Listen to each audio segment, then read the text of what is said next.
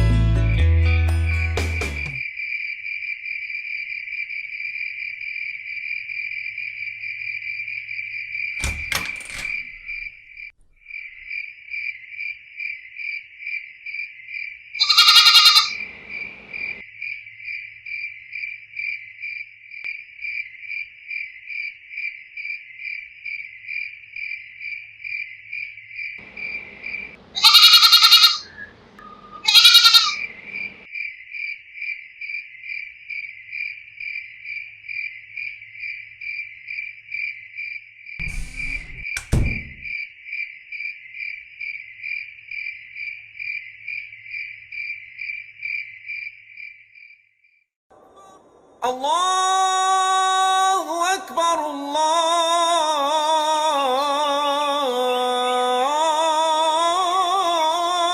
अकबर। अरे इमरान, जोया, उठो तो। कब तक सोते रहोगे? आज बकरा ईद है। देखो तुम्हारे अबू मुन्ना को नहला रहे हैं।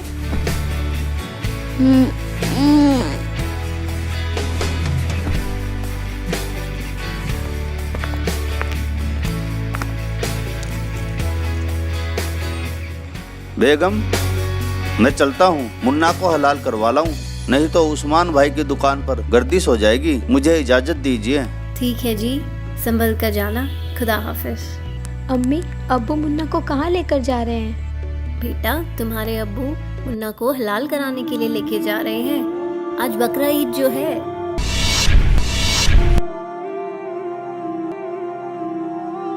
अब्बू अब्बू प्लीज मुन्ना को मत लेकर जाओ। बेटा ये जरूरी है। हमारा बिल्कुल भी मन नहीं लगेगा अब्बू, यदि मुन्ना को कुछ हो गया तो। बेटा ये जरूरी है। प्लीज अब्बू प्लीज मुन्ना को इमरान मत बेटा लेकर मान जाओ आप। प्लीज अब्बू प्लीज। बेगम पकड़ो इसे। अब्बू मत लेकर जाओ ना मुन्ना को, आखिर उसने किसी का क्या बिगाड़ा है?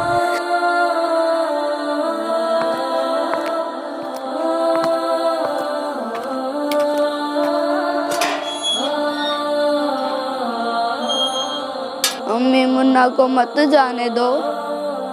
प्लीज अम्मी, मुन्ना को बचा लो, प्लीज अम्मी।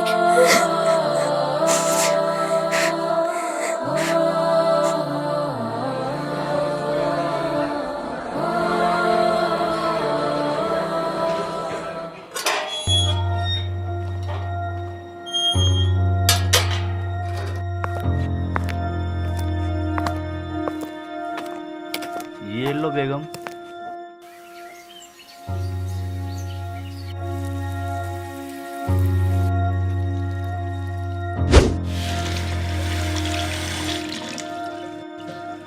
इमरान, जोया, बेटा आ जाओ, खाना खा लो। कितना अच्छा गोश्त बना है। आ जाओ बेटा।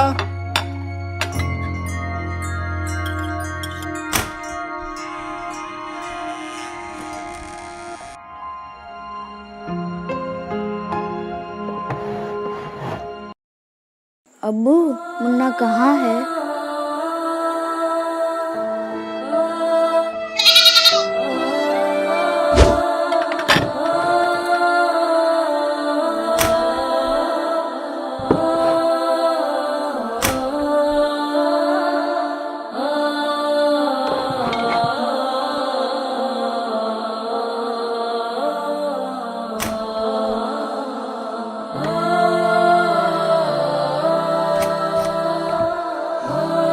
बेटा, खाने से ऐसे उठकर नहीं आते।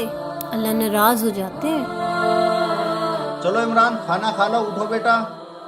चलो जोया, खाना खा लो बेटा, उठो। नहीं अब्बू, हम मुन्ना के गोश्त को नहीं खा सकते।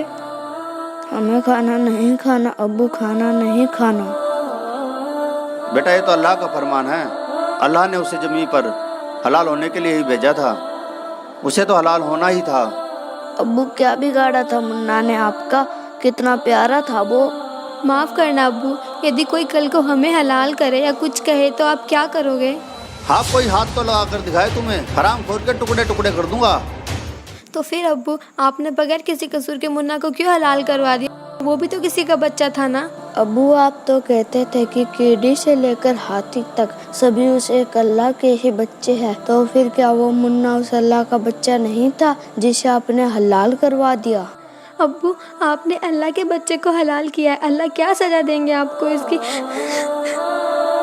अरे बेटा, मुन्ना को हमने कलमा पढ़कर ही हलाल कराया है, जिससे उसकी रूह जन्नत में चली गई। इसीलिए अब उसका गोश्त खाने से हमें सवाब मिलेगा। अम्मी, यदि ऐसे ही जन्नत में जाते हैं तो आप एक काम कीजिए, हमें भी कलमा पढ़कर हलाल करवा दीजिए, ताकि हम भी जन्नत में जाकर अल्लाह से पूछ सकें कि वाकई आपने ये हुक्म दिया है कि बेजुबानों को हलाल करो।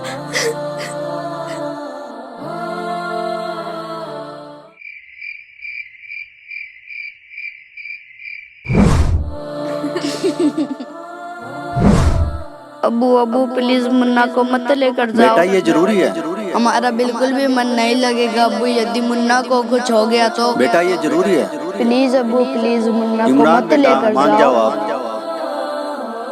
नहीं अब्बू नहीं, मत लेकर जाओ मुन्ना को। क्या मुन्ना हुआ को इमरान मत बेटा? लेकर जाओ क्या अब्बू हुआ? प्लीज। क्या हुआ बेटा? मुन्ना कहाँ चला गया अम्मी?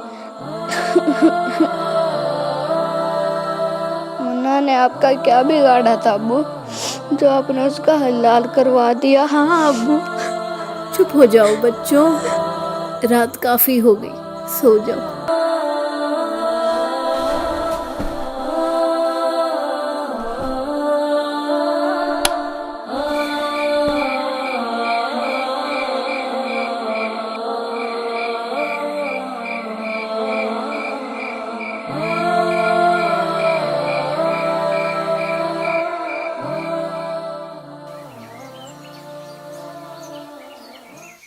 अच्छा बेटा, मैं जा रहा हूँ। बेगम मैं जा रहा हूँ। अस्सलाम वालेकुम।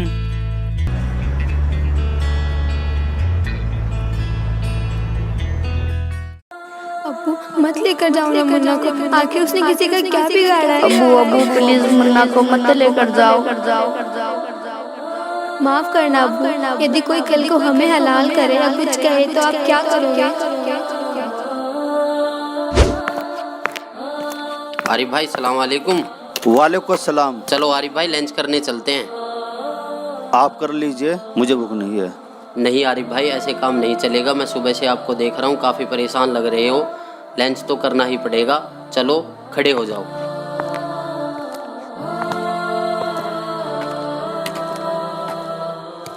आओ आरिफ भाई बैठो। हाँ तो आरिफ भाई बताओ, क्या बात है? सुबह से काफ़ी परेशान लग रहे हो। कुछ नहीं शहजाद भाई, कल बकरा ईद थी ना। कल की बकरा ईद ने तो मुझे झंझोड़ के रख दिया, मेरी रूह को एकदम निचोड़ दिया। बच्चों ने मुझसे ऐसे सवाल जवाब किए जिसका मेरे पास कोई जवाब नहीं था। अब्बू मुन्ना कहाँ है? अब्बू क्या बिगाड़ा था मुन्ना ने आपका? माफ़ करना अब्बू, यदि कोई कल को हमें हलाल करे या कुछ कहे तो आप क्या करोगे? आपने बगैर किसी कसूर के मुन्ना को क्यों हलाल करवा दिया? अब्बू आप तो कहते थे कि कीड़ी से लेकर हाथी तक सभी उस एक अल्लाह के ही बच्चे हैं, तो फिर क्या वो मुन्ना उस अल्लाह का बच्चा नहीं था जिसे आपने हलाल करवा दिया?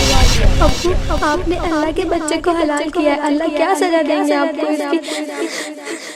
तो शहजाद भाई अब आप ही बताइए मैं क्या करूं? उसके बारे में किसी बाखबर को पूछ कर देखो कि वो बाखबर होगा और वही खुदा की इबादत करने का तरीका बताएगा। और फिर तो आपको यह भी पता होगा कि वो बाखबर कौन है जिसके बारे में कुरान शरीफ के अंदर जिक्र किया गया है। वो बाखबर ही तो संत रामपाल जी महाराज है। उन्होंने ही तो मुझे कुरान शरीफ का सच्चा ज्ञान बताया है।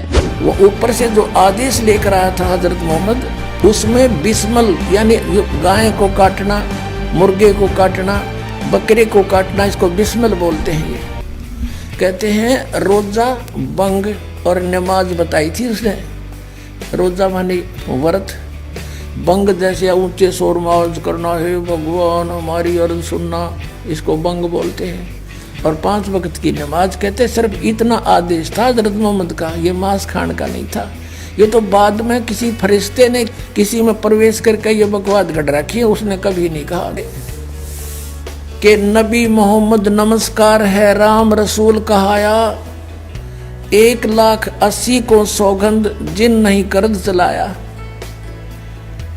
कबीर परमात्मा कहा करते थे कि तुम जिन महापुरुषों का नाम लेकर मांस खाते हो, गायें काटते हो, हत्याएं करते हो, मुर्गा काटते हो, बकरा काटते हो, भगवान ने कितना अच्छा आपको आहार दे रखा, काजू किस्मत सेब संतरे, और नहीं तो ये बाजरा ज्वार गेहूँ चने चावल कुछ भी खाओ।